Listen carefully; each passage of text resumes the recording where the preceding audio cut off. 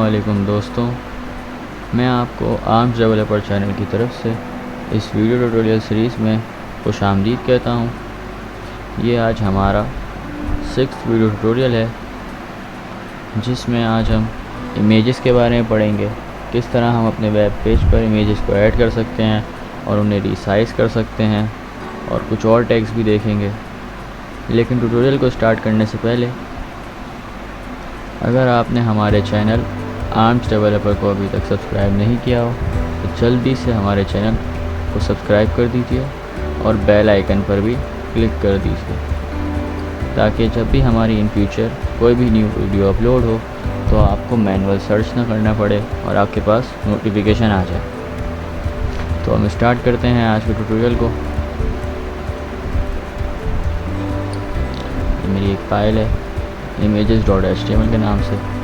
बात कॉपी कर लेते हैं, यहाँ पर पेस्ट कर देते हैं।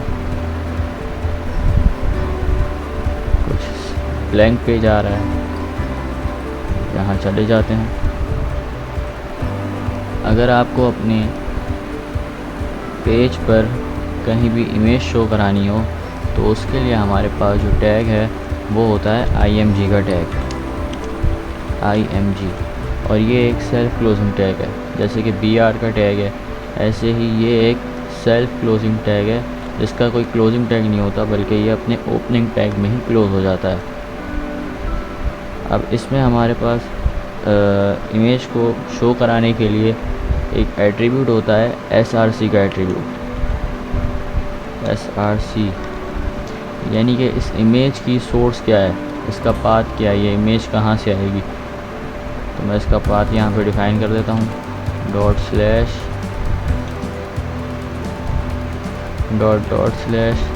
// इमेजेस का फोल्डर आ गया। इसके बाद एक ये हमारे पास flag.png, ये यहाँ पर इसको हमने उठा लिया। पहले इसको देख लेते हैं।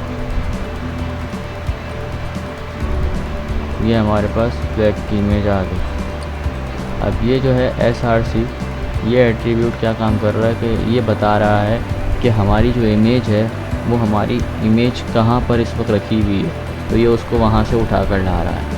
अब यहाँ पर // का मतलब अपनी ही फ़ोल्डर में आ जाओ, तो मेरे पास HTML का फ़ोल्डर है और इमेजेस का फ़ोल्डर है। तो जब // किया तो वो सिर्फ इस फ़ोल्डर में देख रहा था, जब // किया तो वो इस फ़ोल्डर से बाहर आया तो उसको 2 फ़ोल्डर मिले, HTML और इमेजेस।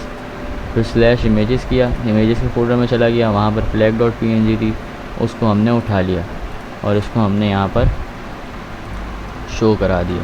ये हमारे पास एक फ्लैग की इमेज आ गई। अब हमारे पास यहाँ पर एक और एट्रीब्यूट होता है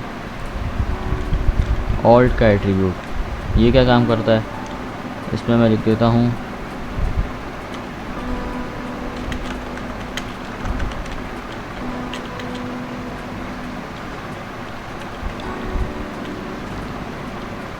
अगर इमेज शो होने में कोई प्रॉब्लम होती है तो हमारे पास alt का एट्रीब्यूट रन हो जाता है।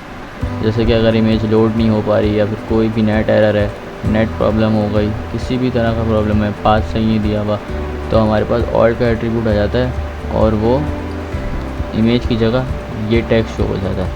अभी हम देखते हैं तो यहाँ पर अभी तो नहीं आया क्योंकि इमेज बिल्कुल सही शो हो रही है। तो मैं इसको यहाँ से इसका पाथ चेंज कर देता हूँ।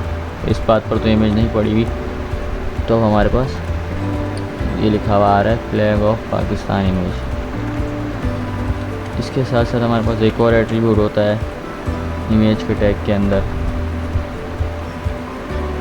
टाइटल का एट्रीब्यूट। टाइटल का एट्रीब्यूट में हम उसको बताते हैं कि ये किस चीज़ की इमेज है। यहाँ लिख देते हैं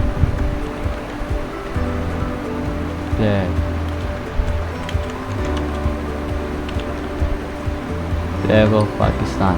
अब टाइटल के एट्रीब्यूट पे हमने लिखा, तो अब इसको हम रिफ्रेश कर लेते हैं। यहाँ पर पहले पाथ सही कर लेते हैं। अब जब हम इसके ऊपर अपना माउस लाएंगे तो ये हमारे पास नीचे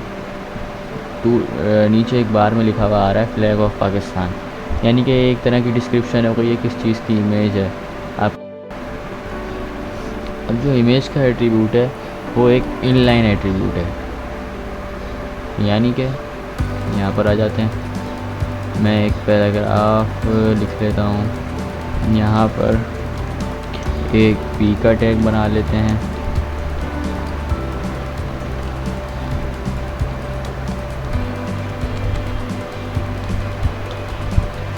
और यहाँ इमेज शो हो गई। यहाँ पर हम पैराग्राफ लिख लेते हैं। इसकी हम 3 कॉपी बना लेते हैं और इसमें हम इमेज को यहाँ सेंटर में रख देते हैं और इधर इमेज को आखिर में रख देते हैं।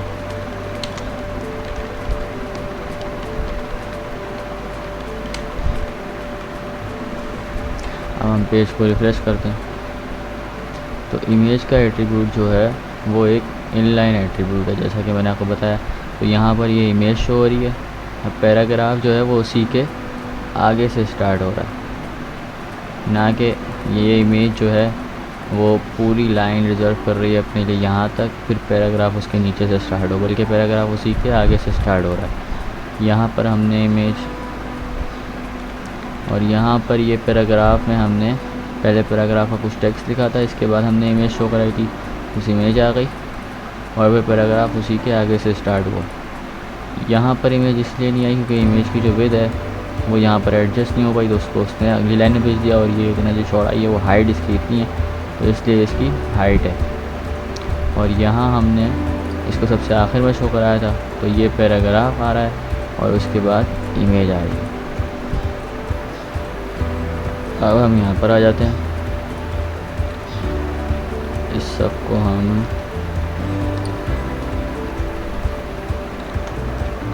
कमिट कर देते हैं।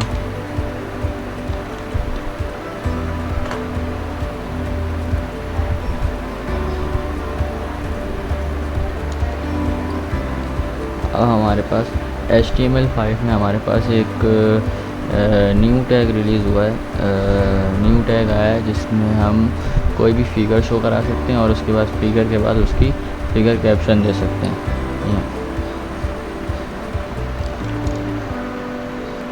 ये जो टैग है हमारे पास, ये हमारे पास आ गया फिगर,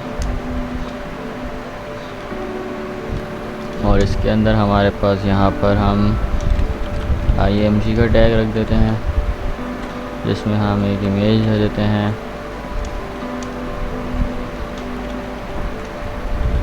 ये हमारे पास इमेज आ गई। अब हम यहाँ पर इसका फिगर कैप्शन दे देते हैं।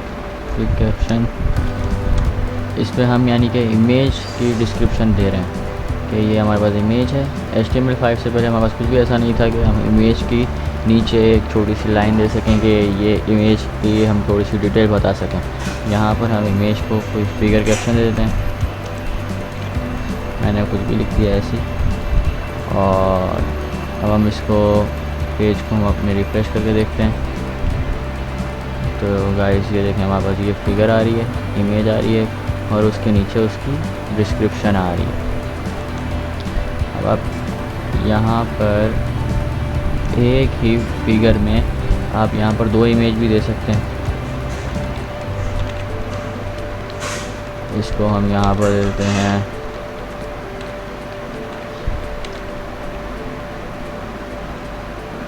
तो ये हमारे पास 2 इमेजेस आ रही हैं और एक फिगर कैप्शन आ रही है। तो इसको यहाँ से हटा देते हैं और इसको रिफ्रेश कर लेते हैं तो ये आ गई फिगर और उसकी आ गई फिगर कैप्शन। तो गाइस तो आज का हमारा वीडियो ट्यूटोरियल कंप्लीट हुआ। अगर आपका कोई भी क्वेश्चन है तो आप कमेंट सेक्शन में हमसे ज़रूर पूछिए और मिलते हैं फिर नेक्स्ट वीडियो ट्यूटोरियल में। अल्लाह हाफ़िज़।